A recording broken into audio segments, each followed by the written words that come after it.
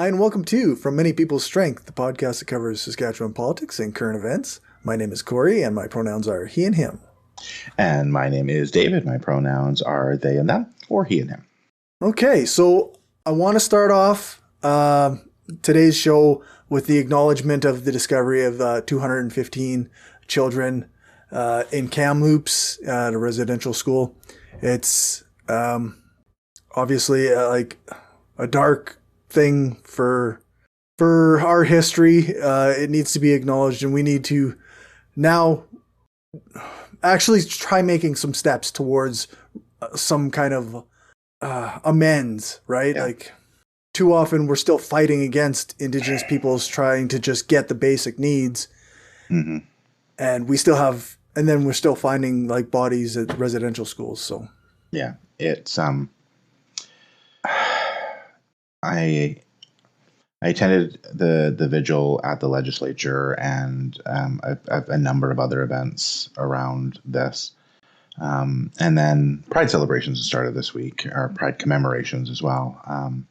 But one of the things is so many things in Saskatchewan start off with the land acknowledgement. And the land acknowledgement is, I don't think it's a bad thing that it exists, but I bet you most people now, it just passes over them. We like when we were talking about or looking over this episode, I say, we have to acknowledge what happened. And I think you're right. We have to acknowledge what happened, but we've reached the point where acknowledging shit isn't enough anymore. That's a step. Like it's not acknowledging things is worse. But like, it almost sounds rote. And you hear when politicians say it, especially, it's like, they have recited, we are speaking on the land Treaty 4, the land of the, and like Lakota, and they just sort of rattle it off. yeah, like it's memorized, right? Like, yeah, and there's no meaning to it, and there's no call to action within land acknowledgements. Right.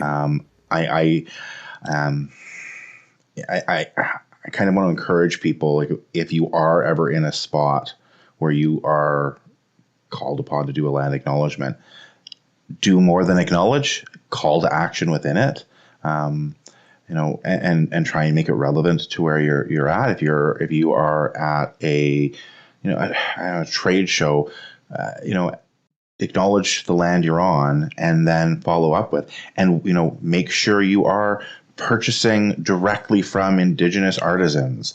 If you're speaking to politicians, call them on clean drinking water and actually implementing the recommendations of the Truth and Reconciliation Commission. Like, we need action, not just acknowledgement. The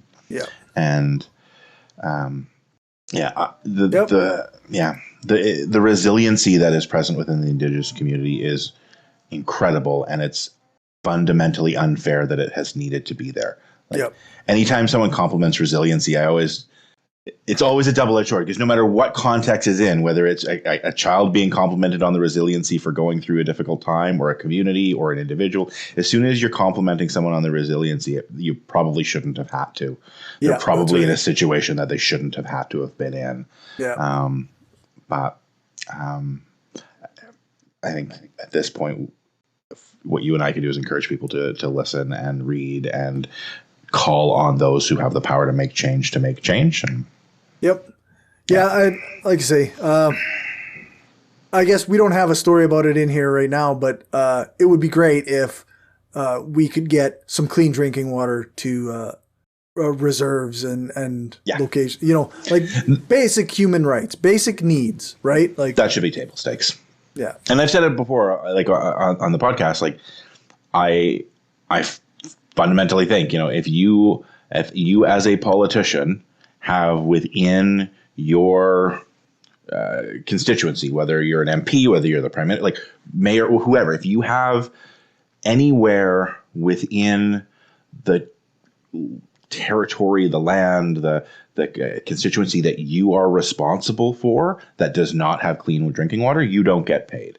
And as a prime minister, if there's anywhere in Canada, you don't get paid. If you're a cabinet minister, anywhere in Canada, you don't get your cabinet minister salary. Like, that should just be table stakes at this point. Yeah. And it's ridiculous that it isn't. And this tragedy, the word tragedy undersells it. This ongoing genocide. Yeah, that's right. It needs to be brought to the light of day and needs more attention paid to it. So. All right, with that dark note, I guess we'll start off our headlines.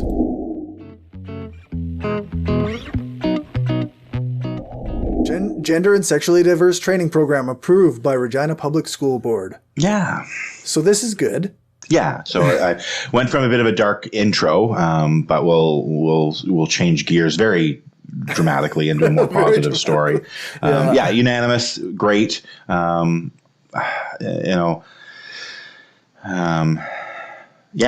not a lot to say on this because I think it's positive all around. Right. Yeah. So. Yeah.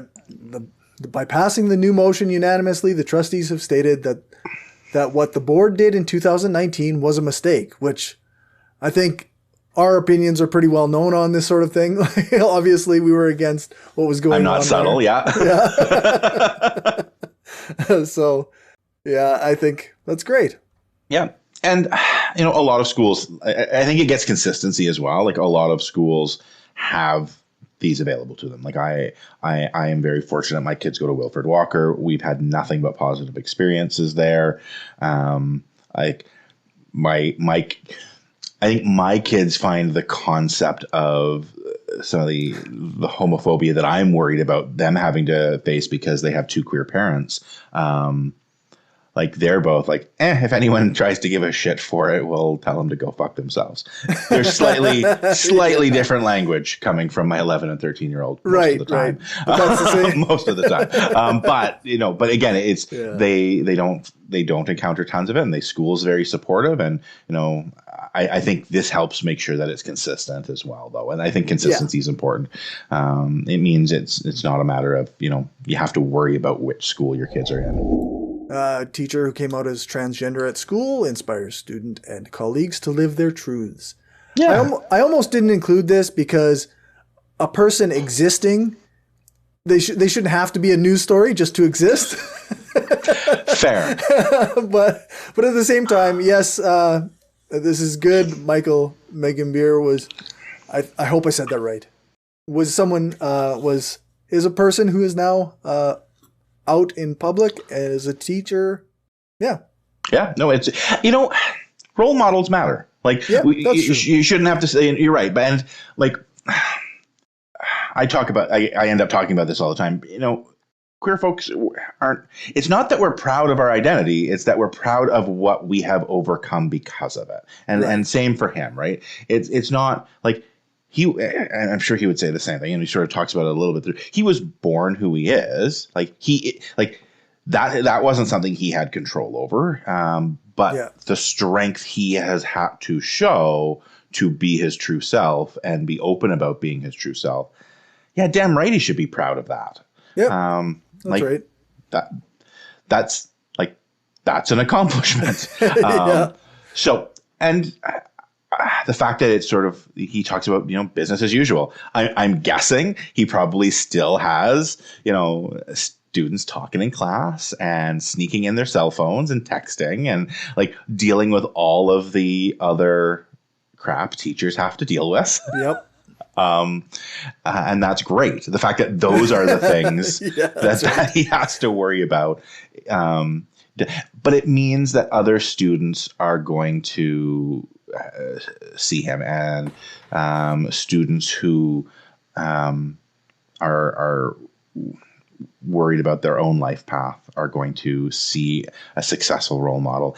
And the studies, every single study out there shows even one supportive adult has a night and day difference on suicide rates for trans youth. So just him being open and present saves lives. Yeah. Right. Like him being open and him being present and him being someone that students can look up to literally will save lives. So I think that is worth a news story. So thank you for choosing to put it in. Yeah, well, I'm glad I did, because like you say, it's like it's one of those, a person shouldn't have to be a news story, or, No. But it is inspiring, that somebody can be like out and they don't have to deal with, well, they still probably have to deal with bigotry, but he'll still have to deal with a lot, but that life can be relatively, like you say, business as usual at school, and like, I don't know. I think it's a good story. It's a good story all around. It's nice to see, and what a difference 5 years and 10 years has made, right? Like this is not like this would not be the same story 10 years ago. No way. And I think that is step in the right direction. Hopefully we get to a point where this isn't a news story anymore. Right. I would love for 5 years from now, and we see that 10 years ago, or I'm trying to think of the math on it, 10, 15 years ago, 2 men getting married was a news story. The first, a gay teacher in Regina marries his husband. That was a news story 15 years ago. Yeah. I guarantee you that's not a news story today. It's so commonplace, right? And we're not going to see, 50% of the teachers being trans, but it's not going to be a big deal anymore. A teacher lives their life, and it's safer for people to understand it earlier in life. So you are having people who, in their teenage years are starting to come to that understanding. A lot of the medical aspects of transitioning don't happen until adulthood, for both social and medical reasons. But, it's something where they're going to be whatever part of their journey they're on. And not all trans people have any form of medical transition either. Right. In many cases, it is purely social transition. That's just as valid. But, you're going to have teachers who transitioned in or before they even finish their teaching degree. And they're going to start at the school. And in some cases, people will know because they've chosen for people to know. And then in some cases, they won't even know. People will have teachers who, are kids who are like 15, 16 today. And 10 years from now, they're going to be starting their teaching career. And it won't be an issue. And people won't even talk about it. And it might come up or it might not, depending on what their own comfort level is with what they feel like sharing. So happy Pride Week. So happy Pride Week. Yeah. UFO reported by Delta Airlines pilot flying over Saskatchewan in early May, according to Transport Canada. A pilot reported an object above them near Hudson Bay, Saskatchewan.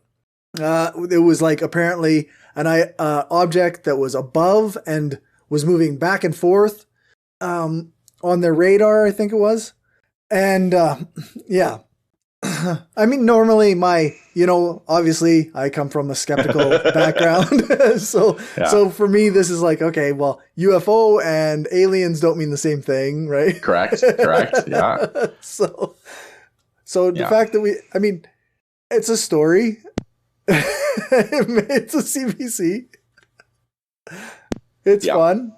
There's an expert that was called in, Chris Rutkowski, who is apparently a science writer.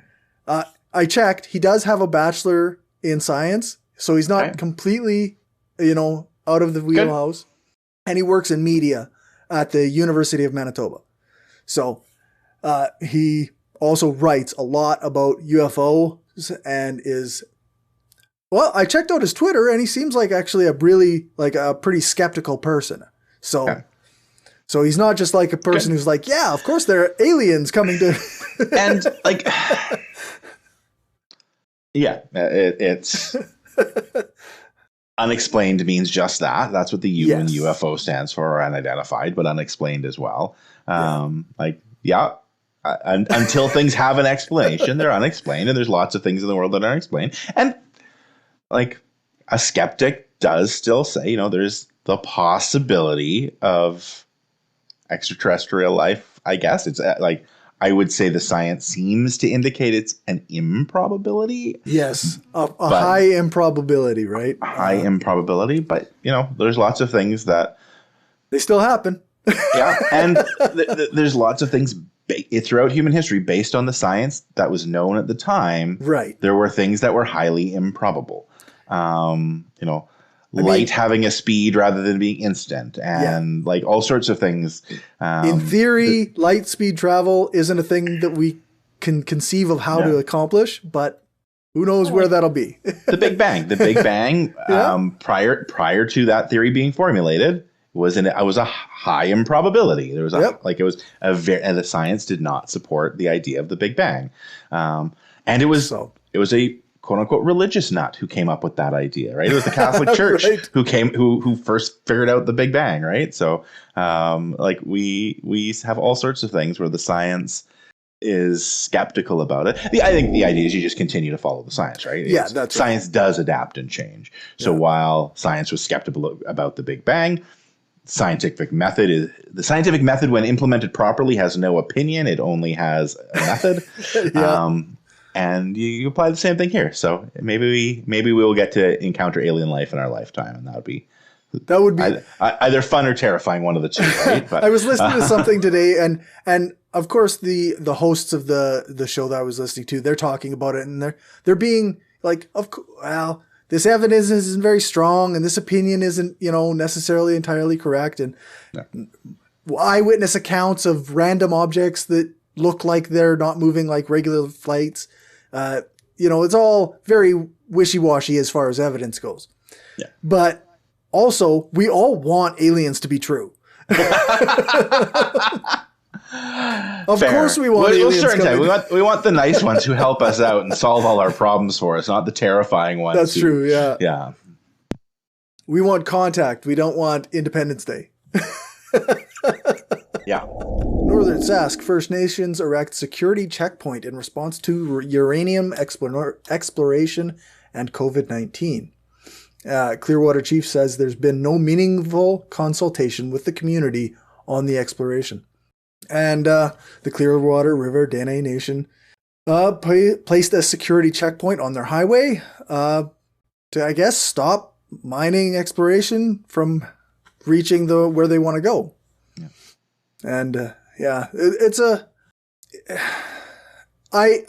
side with the the Dene Nation Clearwater in this. Maybe I'm wrong. Maybe there's something there that I'm not seeing, that they shouldn't be able to do this, but I think. So you're taking the principled libertarian conservative stance this time and siding with the property rights of the indigenous folk rather than the collective socialist rights of resource exploration. Well, I'm siding with the sovereignty of a nation. Yeah, I do too. I suspect there are going to be a lot of people who 9 times out of 10 are very gung-ho about the sovereignty of property rights, who all of a sudden will find some sort of reason why the indigenous communities protecting their sovereignty, all of a sudden land rights aren't important anymore to them. So I think we've talked about stuff like this before too, where it's there's no official like power of veto or whatever that indigenous nations have when it comes to certain things, but maybe there should be, if it's, often they're the ones that are protecting the environment when corporations are just going in and doing, all kinds of things. Yeah. And the Supreme Court has made rulings on this type of thing and consistently have ruled in favor of indigenous communities, that, consultation and consent, is required. Like this isn't uncharted territory. One of the things you just run into is mining companies and the federal government and provincial governments have a much bigger war chest than indigenous communities do. And the indigenous communities, if they're going to take legal action, need to very heavily weigh where the resources are best spent. Do you use those funds for other programs within your community, or do you use those funds for a legal battle against the federal government and mining companies? Yeah. But like things like security checkpoint along a highway that runs through your land, like that's a pretty non-violent method of protest, right? Yep. Seems reasonable. Seems reasonable. It's, it's not going to cost a ton of money, like you say. For them, yeah. So no, absolutely.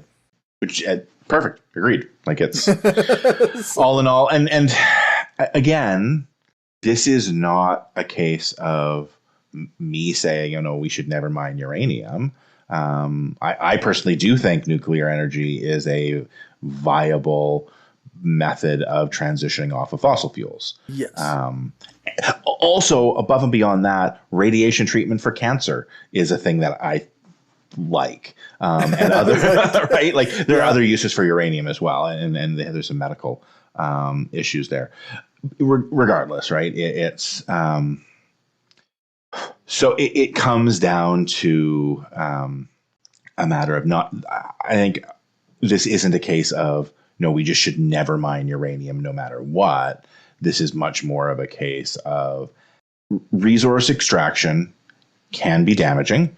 Yeah. There are ways of doing it more or less damaging, and we need to ensure that externalities are funded, right? Like that's if there are costs associated with the resource extraction.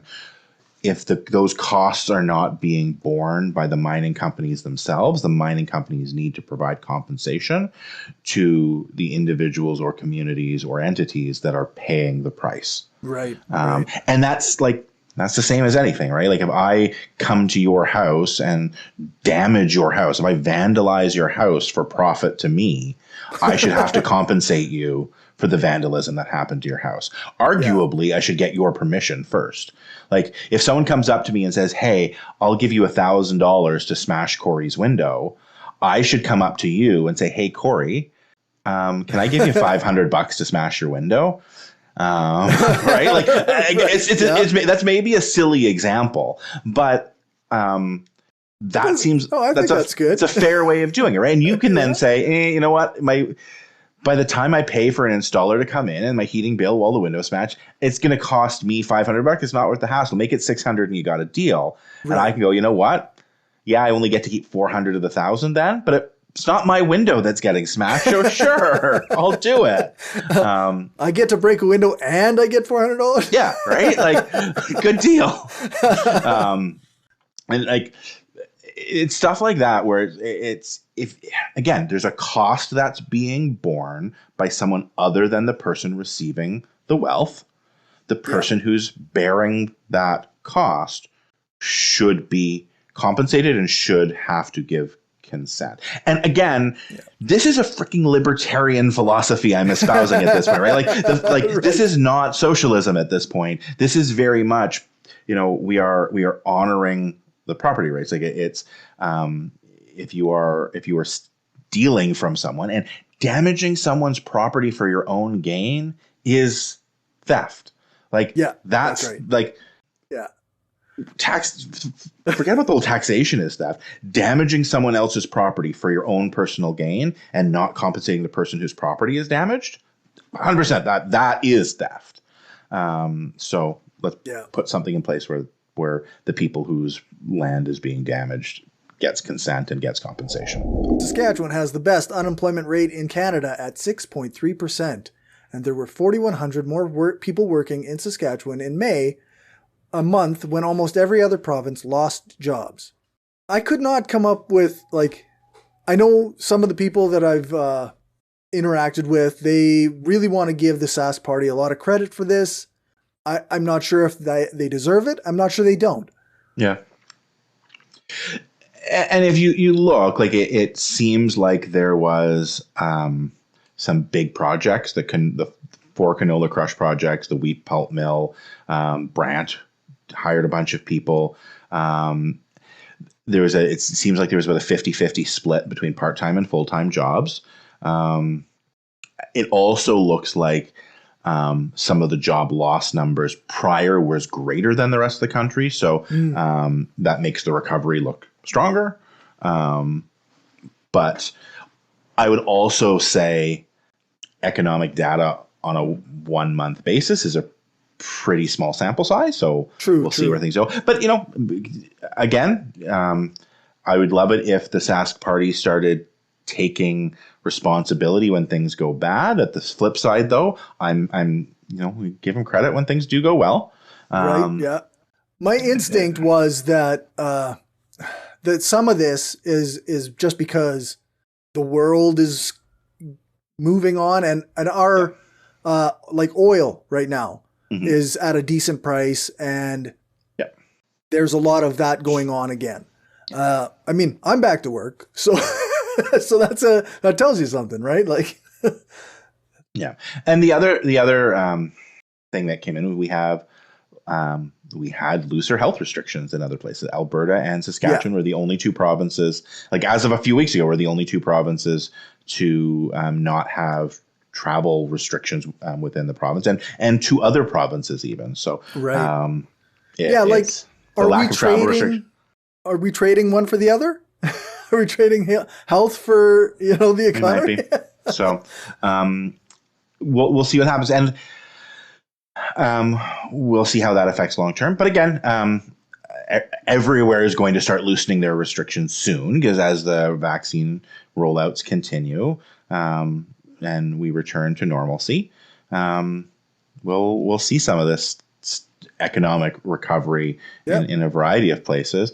And what you'll soon start seeing in more responsible economies is, if anything, economic steps taken to slow the recovery, because you don't want to be on a roller coaster. You don't want to be on that rocket, right? You want to have a long, sustained recovery. To the moon. Yeah. So again, that's my belief on how you should manage economies, is that I'd rather at a steady pace and for longer periods of time, rather than allow certain people to exploit a rapid rebound while others don't get on that, and then a crash happens right away and people suffer. I don't know for sure, but I'm going to guess that our current provincial government is not on the same page as you.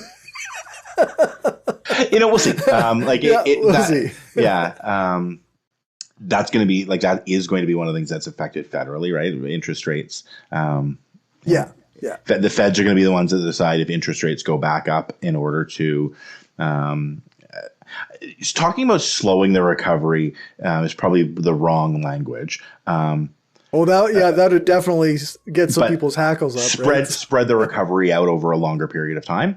Like spread the growth over the next 2 to 5 years, rather than have as much growth as you can get in the next 6 months, only to then crash again 6 months later. Right. Saskatchewan to increase minimum wage to $11.81 on October 1st. The NDP labor critic was incredibly disappointed to hear that the minimum wage increase is only 36 cents per hour. And I can't help but agree. It feels like an insult. Like, this is, I don't know. Seems ridiculous. 36 cents. These are the people who carried us through the pandemic for a year and a half. Like, what? Yeah. I don't know what to tell you. It's it's lower than the rate of inflation when you look at it over the last 15 years. It's so let's see. According to the Retail Council of Saskatchewan currently has the lowest hourly minimum wage in the country. The next lowest is New Brunswick, where it's $11.75. So this will put us in second worst, unless New Brunswick also increases. Yeah. The Saskatchewan government says that their minimum wage is reviewed annually and is calculated using an indexation formula. The formula equally weighs the changes to consumer price index and average hourly wage for Saskatchewan. And I think that something is broken in their formula. Like, what what? It's not working. It's not CPI a living wage. CPI is like the problem with inflation. There's many problems with inflation. There's no, and I think I can't remember if I've talked about this on the podcast before.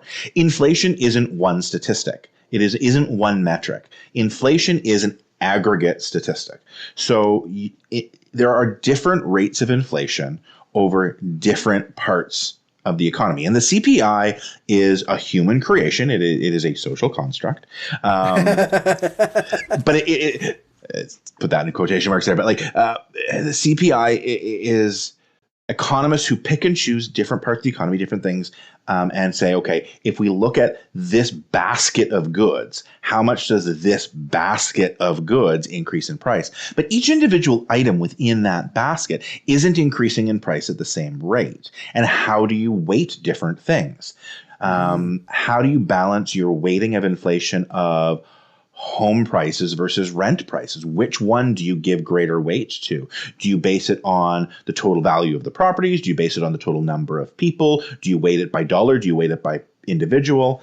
These are decisions economists have to make, and finance folk have to make when looking at this stuff. How do you weight rent versus food costs? If one goes up at a faster rate than other, how do you determine how you weight that? If inflation is increasing at a higher rate for the basket of goods the typical $110,000 household earns versus the rate of inflation on the basket of goods purchased by a household that earns $50,000 per year, which of those two plays the bigger role? So it probably is linked to CPI, and they said average wage. So that's one of those weird ones where it's like, you're basing your increase on minimum wage tied to wage. Like, so it is a bit of a cyclical thing, not completely, because again, it's if you have a low minimum wage, it will bring down the average wage. Yeah. So then you calculate the minimum wage based on the average wage, and it's And we wouldn't need a minimum wage if economies were perfect. Like if every single consumer, worker, company had infinite knowledge and an infinitely fast ability to react to information. Right. Our supply and demand curves would accurately create the invisible hand of the market, would accurately create a market price that is appropriate. And appropriate from terms of maximizing the utilization of labor. And that still doesn't necessarily generate living wage. It probably actually would. But we know that's not exactly how it works. There's external factors. It's like an economic writer. I don't think he's I could use the term economist loosely, but talked about a lot of people don't view economics as a science because it's too loosey-goosey. But comparing it to physics, and he talked about, imagine if you dropped a penny off the CN Tower and tried to predict where it would fall. You probably couldn't. You probably couldn't predict the exact, but like it's following rational scientific rules, principles, right? Yeah. But the way we did our calculation, we assumed a vacuum, we assumed no wind, like all of those things can fuck you up. And economics is the same way. Supply and demand curves are accurate if they exist in a vacuum. But there's wind velocity and air resistance and all of these other things, so that the market price for where a unit of labor is generating is as accurate as 9.8 meters per second squared for acceleration due to gravity, right? Like there's other things messing it up. Yeah. And you see that in the US, right? All of it, and here to some degree too, all of a sudden there was this massive labor shortage for minimum wage jobs, but the price none of these companies thought of we have a shortage, we have to increase wage. Like that's what would have happened, right? If the economy was truly a perfectly functioning free market economy, which again is impossible. It's like dropping something in a vacuum, a true vacuum. You'd you'd have seen instantaneous reaction and the price would go up. Yeah. Obviously it doesn't, because people think of corporations, companies think of minimum wage as an arbitrary thing that they set their price at because they can, not realizing it's probably in their best interest to not pay minimum wage. But minimum wage creates an easy benchmark for them. So I saw a kind of a tweet, I think it was, where somebody said, like, it's really interesting how, like, the $13 an hour jobs nobody will go to them. Nobody's looking for a $13 an hour job, but all the $25 an hour jobs, there's no vacancies. It's all full. Yeah. That's really odd, isn't it? Yeah, really odd, right? When you offer more money, people might want to go. Yeah. And one of the things people talk about is, UBI and bringing some of this. And like I've said for a while, minimum wage is a capitalist approach to solving some of these issues. Like if we were to look at more actual sort of more left-wing approaches, and I don't even say socialist, but like even more implementing a more left-leaning capitalist approach, you would do things like putting wage ratios in place where your highest paid employee, including your CEO, cannot receive compensation greater than 10 times what your lowest paid employee can get. When I first heard that theory or idea like 25 years ago, they were talking about 7 times. 7 times seems like ridiculous now. Like you couldn't even imagine that. But even like implement a 10 times or 20 times, heck, implement 50 times and you're still below where we are now. We're still below where we are, right? For a lot of companies. Yeah. So implementing things like that, implementing regulations where implement a ratio between employee compensation, retained earnings, and dividends, such that your dividends and or your retained earnings can't be greater than a certain ratio compared to your wage, right? So you cannot just turn around and pay out in dividends to shareholders more than a certain amount compared to what you're paying in wages, or retain earnings within the company greater than the amount you're paying towards wages, so that it more equally distributes income to the workers that are generating that income in the first place. That's sort of a much more, how do we make how do we implement collectivist philosophies into a capitalist system without abandoning capitalism altogether? And again, you want to abandon capitalism altogether, then just everyth's a worker-owned cooperative, or go to communism, just everything's owned by the state. But, you have to have rules, right? Yeah. Which is something that, I mean, we've been fighting over for 25, 30 years now, trying to get rules and take rules away. Well, even longer maybe, because before Clinton, back in the US, and probably in Canada too, right? Yeah.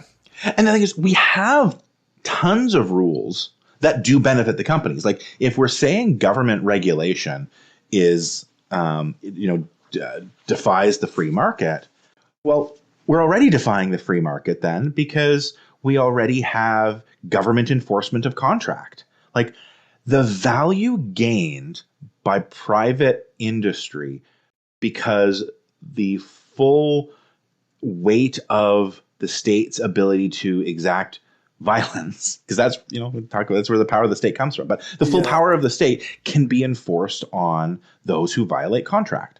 That alone is worth more to corporations than they pay in taxes per year. That alone, that one service the government provides, that the government, the state will enforce contract. Boom, your taxes are paid for. You're covered. You've already gotten your money's worth from your taxes by that one thing. And that is a regulation. You cannot break contracts. That, like in a true, we don't have the government involved in private, you wouldn't have that. If someone breaks the contract, well, it's up to you to go and figure that out. But win-win scenarios, non-zero sum economic interactions require communication and trust. The government facilitates both of those things. Communication through infrastructure and trust through common currency and enforcement of contract. I'm way off topic about minimum wage, but it obviously, but it all ties together. Yeah. But like minimum wage again, this is already like the compromise to the compromise to the compromise, right? Like it, I am not a communist. I'm certainly not an anarchist, and like I believe in implementing socialist ideas, but like I believe in hybrid economies. I'm a hybridist, if anything. Not a centrist, because I think we take the best of each, not try and find a middle ground between two things. But these days, minimum wage is already the compromise. Yeah, that's right. We've already got the compromise. So. Already got the compromise, and yeah, there's other solutions that are better, and we can go into those at a later time. But until we implement those, we should have a much higher minimum wage than we do. Yeah, that's right. All right, sorry. I'm off topic worse than ever, I think, on this one. Last point is that the fight for 15 is too low now. Yeah. It needs to be a fight for 20 or a fight for 25 because by the time we'll get it'll be too low, but again. So honestly, the fight for like it actually being indexed, the government says they're indexing, but like a much more transparent and like indexed to $15 an hour at $2018. Like pick a year, say fight for $15 an hour at $2018, get a consistent inflation index. Again, there's issues with that because we need to figure out there's the McDonald's, there's the Big Mac index, might be a better one to use than the CPI. I don't know. But there's a variety of different ones. We would need to look at figuring that out too. But yeah.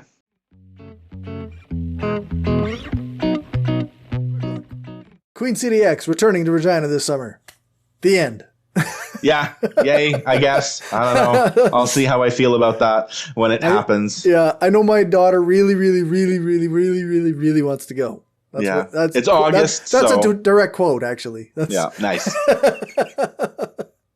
Yeah. So, I'll be vaccinated by then. So, and my older son will be too. So, yeah. My father is getting his second vaccine tomorrow. Nice. Yeah. Yay. I'm getting mine June 21st. All things stay the same as how they are. Nice. June 21st is age 45 and up, and I turned 45 on June 20th. I have the best. I have the best timing ever imaginable on vaccines. So hopefully it stays that way. All right, next one. Oh yes, this is. Yeah, I don't know how much there is to say about this. A Regina business got a complaint because they had rainbow shake for Pride. Like, what a stupid thing to complain about. Yeah. But yeah, they were, as far as I could tell, they were quite kind in their response. So which business was it again? Fresh Carnival. Yeah. Yeah, I want to give them a shout out because actually they're downtown. It's a good place to go, and absolutely. Nope, they're great. I love them. My ex went there, brought the kids there. Again, that's its own issue, but like going in public and all of that. But if you're gonna go out in public, go to somewhere that is awesome. Yep, that's right. I'll likely grab one myself sometime this week. So Regina's first safe consumption site. Mm. Yeah, this is. Cool. Yep. Mm-hmm. Absolutely. Good. Great. That's it. Harm reduction is a good thing. Yeah. I know there's a certain NIMBY factor with any of these things, but I'm glad that addictions is a health issue, not a criminal issue. Like the data shows you treat addictions like a medical issue, like a health issue, not a criminal issue. You see better results in every single thing you want to see better results in. Yeah. So this is another one of those no-brainer. It's cheaper for the city in the long run. It's safer. It's healthier. It's better. Yeah, and I think the one in Saskatoon has had good results. So yep, there's always political pushback, but the actual results themselves are positive. So yeah.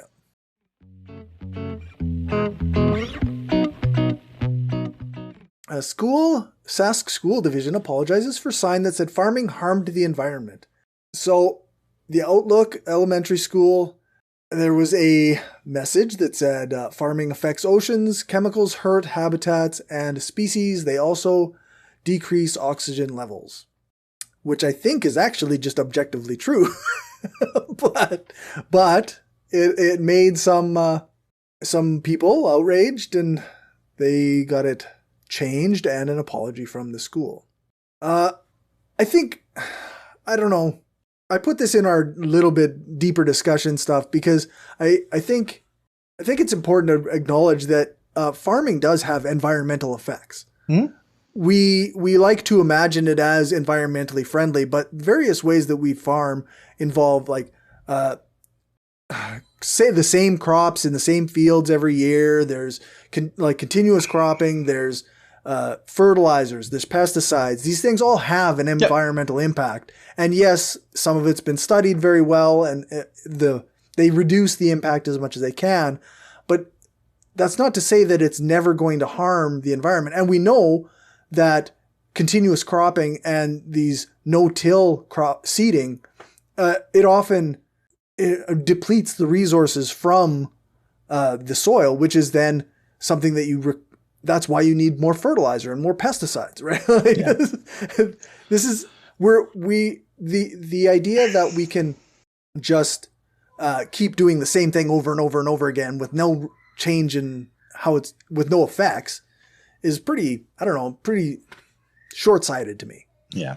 And we all need to eat. Yes. So I don't think there is anyone who is 100% fundamentally anti-agriculture altogether.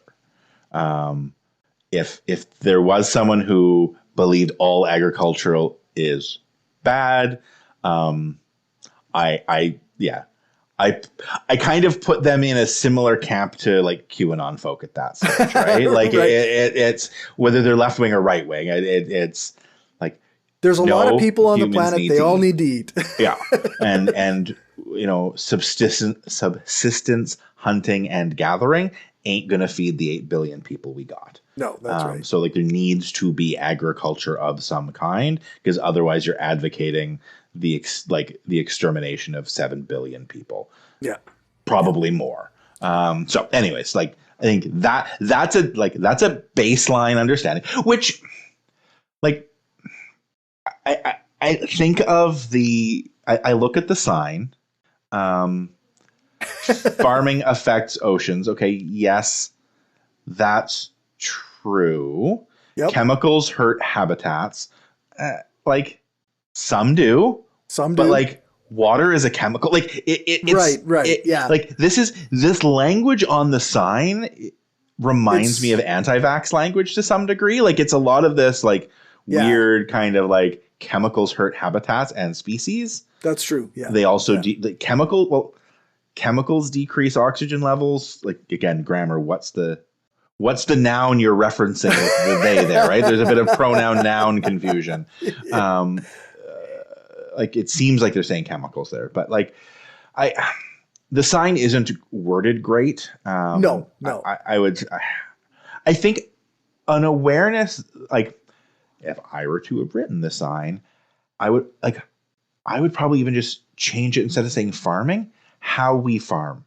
That's all you needed to say. How we farm affects oceans. I get rid of the word chemicals. 99 times out of 100, if someone uses the word chemicals, they probably shouldn't. Everything is a chemical. Everything. Farming affects oceans, impacts habitats, and species. They also affect oxygen levels. Because my understanding is different types of farming will have different impacts on oxygen. Yes. You find you plant crops that are high photosynthesizing crops. In a place where you don't have a natural crop there, or we put it into a spot where we've already, let's be blunt, where we've already eliminated natural flora. Yeah. Because eliminating natural flora will have a negative impact on oxygen levels and on CO2 levels and all that, right? We know that. Again, humans exist. We already have the 8 or 9 billion people we've got, and which means we've already deforested certain things. Yep. Not like we've done it in shitty ways at times, but we do need to acknowledge that we are growing crops. But it's, again, how we farm affects that. The flip side of this, though, I'm going to take another angle on this story. I'm glad we do have this in the deeper look section. Okay. Can conservatives shut the fuck up about cancel culture? Yes. Jesus absolutely. Fucking Christ, Andrew Scheer. Yes, you canceled the Outlook school sign. Good for you. Can you stop complaining about cancel culture? Because this is what that is, right? And to some degree, like, people coming and saying, hey, I object to this thing you're saying. And people object to things. People can influence other people's opinion you're not on allowed stuff. to object to things. That's right. Why does it not get called cancel culture in this story? Like, why is this not referred to as cancel culture? That's what I'd like to find out. Because it's not a tool in the culture war, unless right. If we find out that a good white Christian man was the one who put the sign up, can we now get angry that it got changed? Oh yeah, no, it's got to be because people who look like me aren't allowed to speak. Unlike both you and I having a podcast we're talking on right now. Yeah, that's right. Yeah. So anyway, again, I think that's a kind of different part of it. And again, I don't agree with the sign. I think there are some problematic elements to the sign. I think the fundamental messaging behind it initially, but the fact that it got changed, it's unclear. The fact that it got changed not to something more nuanced and short, I think my example used less words than the one they said, but going to agriculture, the most helpful, most useful, and most noble employment of man. Come on. we couldn't just, change the other one so it's clear. We have to now suck the teat. I was going to use almost the exact same expression with a different word for teat. Not a synonym. Come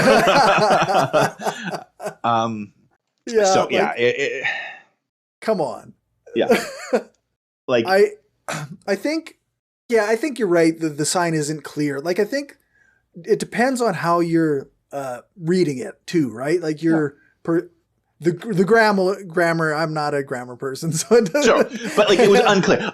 It was unclear. I'm not a grammar person from the perspective of there's these hard and fast rules that everyone has to stick to. But I am a grammar person from the if your language. I didn't really understand unclear. I didn't fully get your message. Exactly. Then there is an issue. So.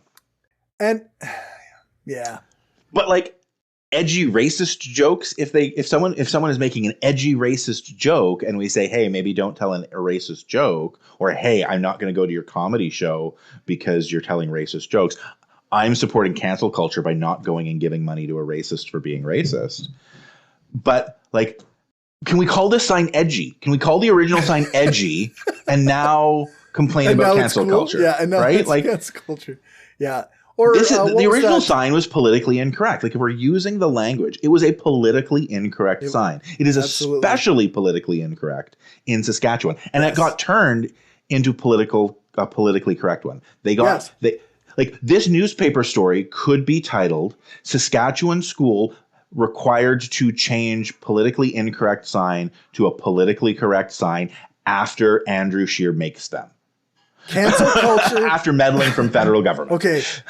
Cancel culture attacks Outlook School's free speech. So this one, I didn't actually have a news article. This is a tweet thread from Aisha, who is a Muslim anti-racist teacher.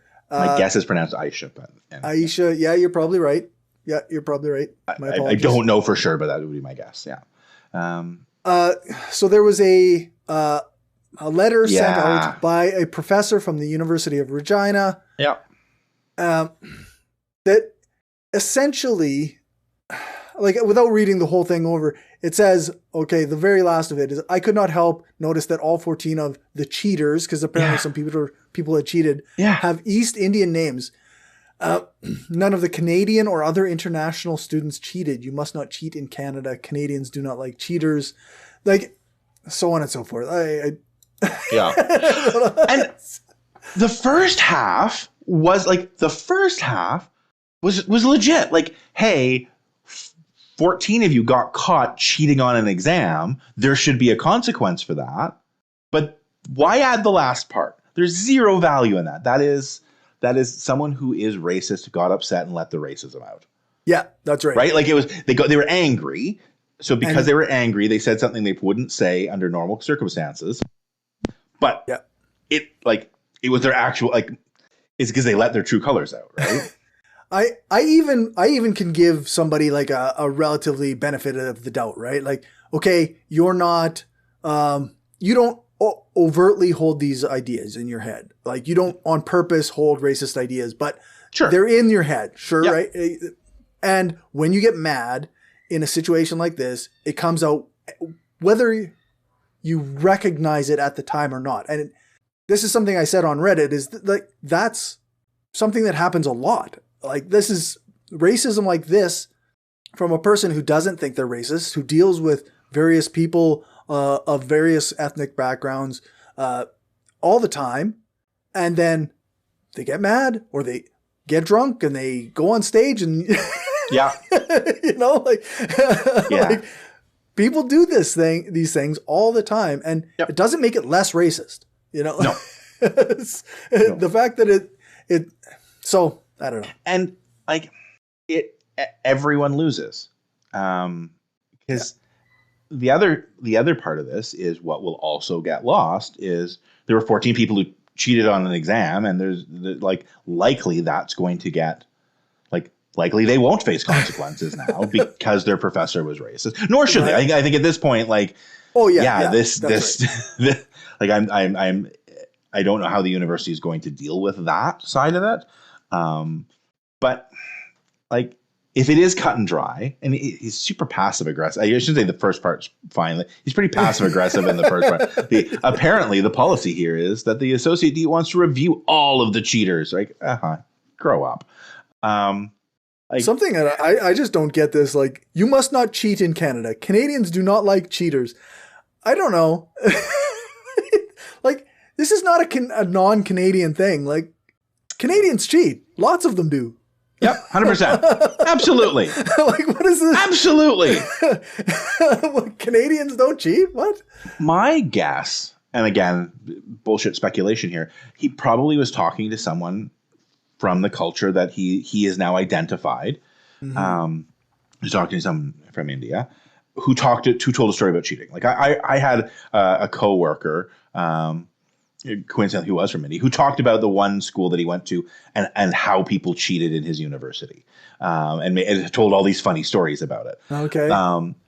I don't necessarily think there was more cheating there than here. He just made funny stories about it. I'm guessing that's sort of how some of that prejudice could have gotten built, right? So, and again, it probably depends on what school and all that stuff too. Yeah, so. For sure. There was on the Reddit thread discussing this, there was a lot of people who were like, I come from India and there is a lot of cheating going on. And somebody else said, like, oh yes, it's notorious that cheating happens a lot in India. So I don't know if this is now a racist trope that just goes around. Like, and of course on Reddit, you have no indication of somebody's true background. They're just somebody saying they're from India and that they know a lot of cheaters. Yeah.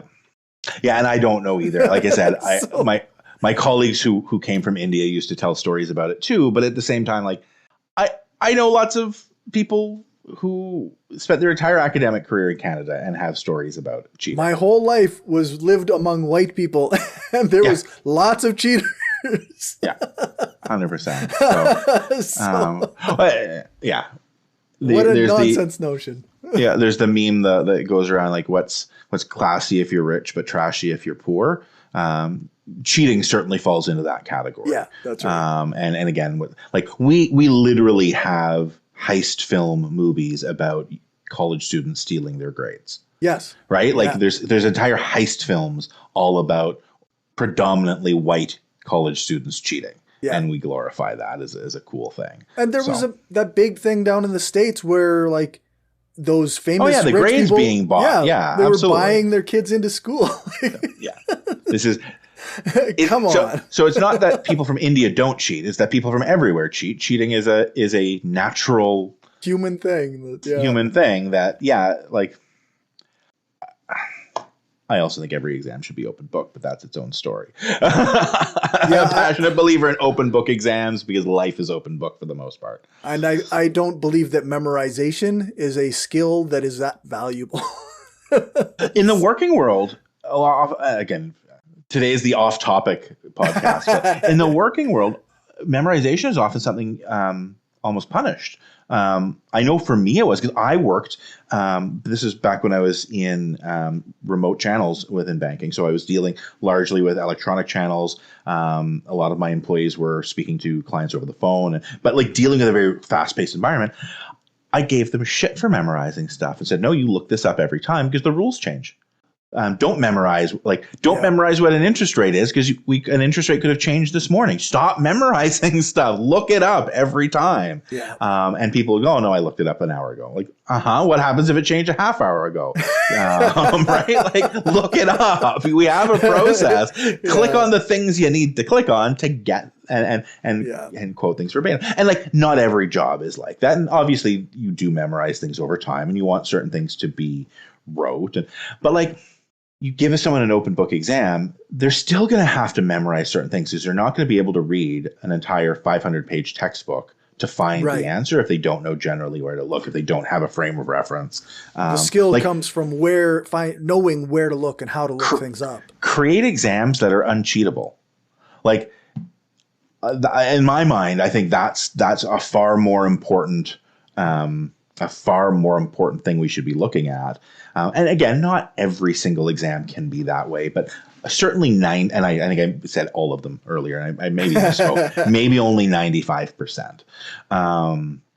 But yeah, like most things, people can look stuff up.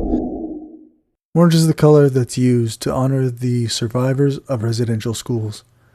It can also be the color used to show support to those who have lost loved ones in a school system designed to destroy entire cultures and carry out a genocide of Indigenous peoples. It is the least we can do in this episode to give a small amount of our time to think about the tragedy of the crimes committed against Indigenous peoples by the nation of Canada.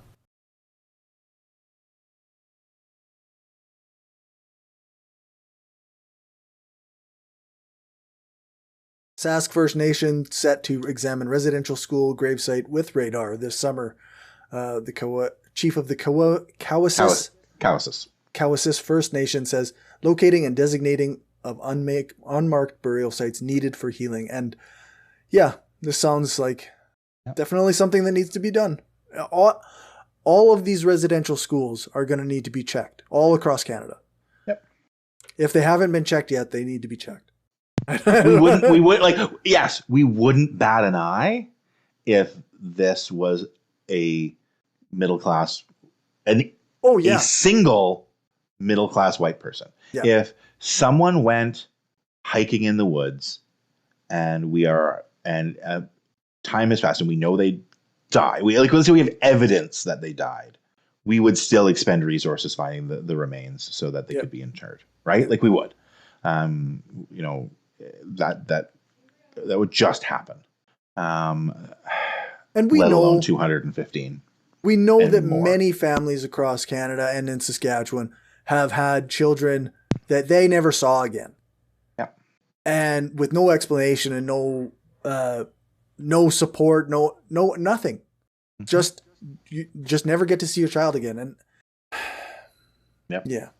I don't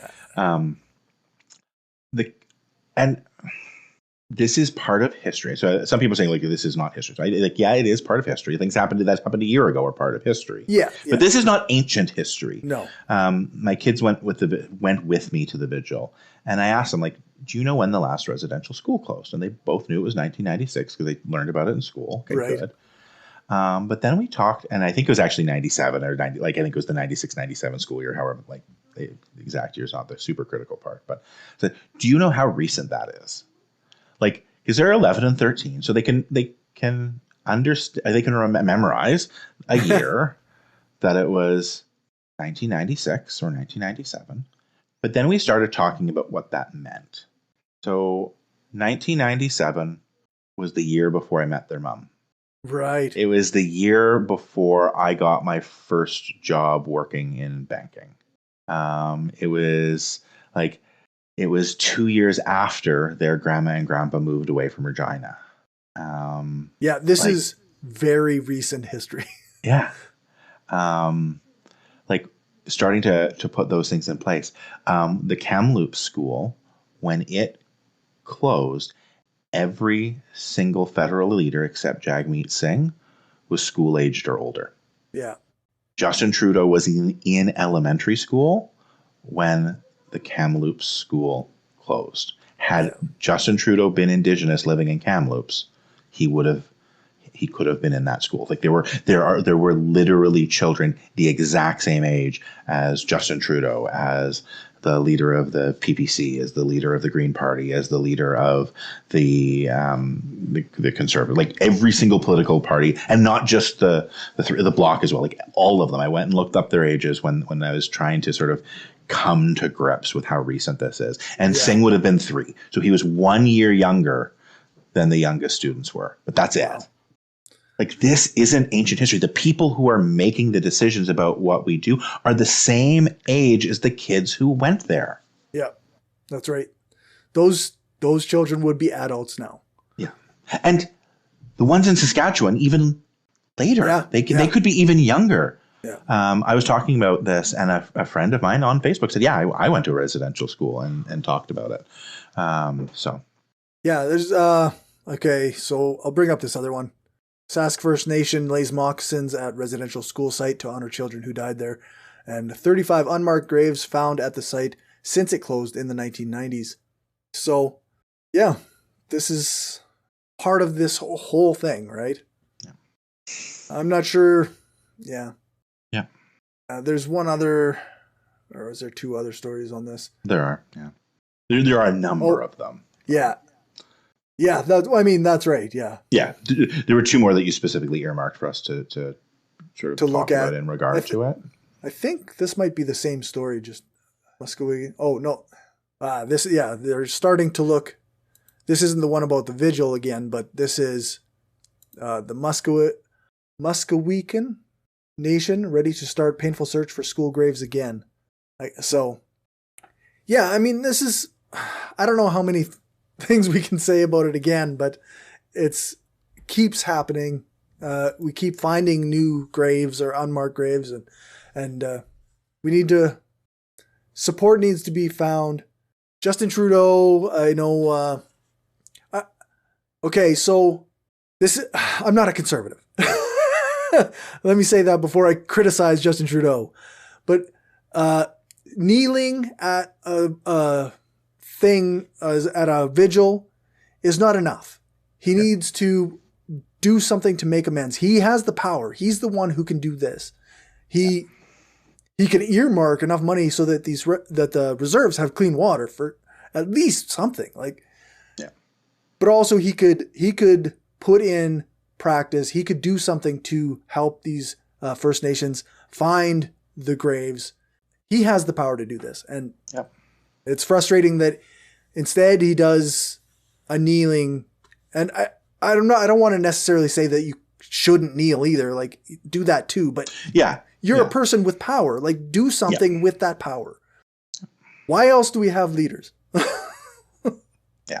So, no, I think I agree, and it's not. Yeah. The kneeling is again, as Charles said to me, is the table stakes. Like that's below the bare minimum. It's still it has to happen, but it's below the bare minimum. Yeah. So. Yeah.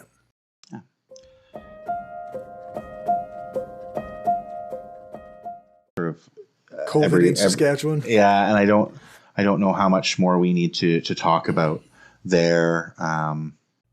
We're reopening. It's a lot more of this. We're on the reopening phase. I guess the one thing was employees at Des Arts. Mm-hmm. A huge scene. Store owner unhappy with group's refusal to wear masks. So Des Arts Suites received a call from her staff that concerned her, and some anti-maskers went in, and there were 15 saying that they have rights and were wondering if they could call the police because they were being discriminated against, yelling at the staff. So I know a lot of people on my Facebook and my Instagram, they had decided after this to go and support Des Arts because they're a business that deserved. Yeah. And they have great ice cream. Right. That helps. And people don't understand. People don't understand how the law works. No. Businesses have the right to refuse service.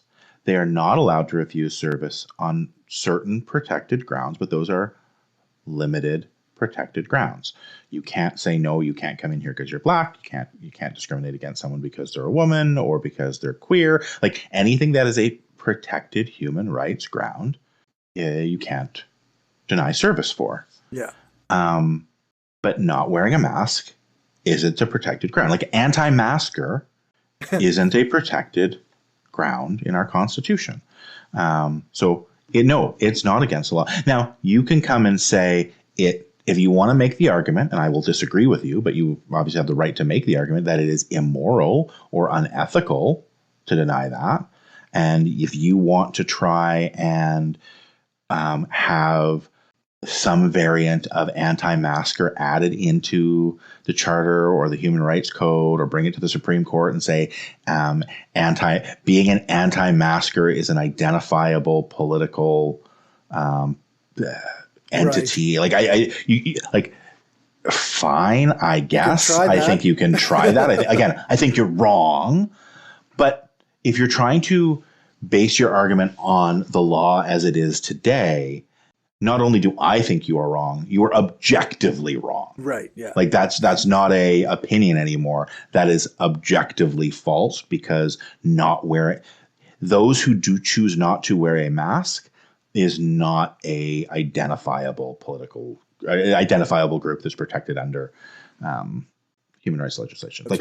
If I had a business, I could say, I refuse to allow anyone in who wears red socks. If you wear red socks, you're not allowed in my store. I'm allowed to say that. Right. The only time I run into trouble is if I start picking things that are back doors to discriminating against an identifiable group. So if I start coming up with things that technically I'm not banning women, but I say no one wearing a bra is allowed in, well, now I'm starting to skirt that edge, right? Yeah. Or nobody wearing a rainbow pin or something. Yeah, right. You can start to blur edges, and if mask wearing was a much more cohesive identity, then yeah, maybe they could start having a point. But again, that's not the law as it stands. They would still have to make a pretty strong case. And it just isn't. This is just plain yeah, that's right. wrong. But yeah, no. Other than that, things are starting to open up as everyone becomes more vaccinated. I like Mo. We're not asking you to storm the beaches of Normandy. I like that line. This isn't a big deal. Go get frickin' vaccinated. Yeah. It's funny when conservatives start to reap what they sow, right? It's the rhetoric of people he has supported. Mo himself as an individual, I think I get the impression he just has all along wanted to be a lot more left-wing than he's been able to be, or at least more pro-science on this specific thing. And I'm no fan of Mo, but I've gotten the feeling from him for the last year that he has just wanted to come out and be a lot less in line with his own party than he's been able to be. And I think the willpower is wearing thin, and it's starting to come out that he's really at the get your head out of your ass, you idiots. Yeah.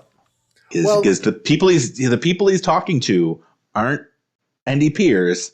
Like it's conservatives that he's talking to at this point when he says stuff like that. And the thing is, like, every inch that you give these people, these anti-maskers, these anti-vaxxers, they'll take another inch. Yeah. Every inch that you give them, they'll take more.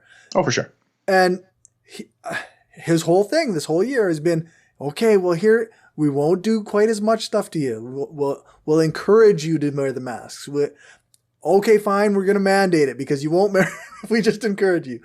Okay, well, we'll lock down some businesses with low capacity. Okay, well, you're going to bars without masks on and you're dancing around with tables that aren't yours. So stop it. Yeah. It's just, they're his people. Yeah.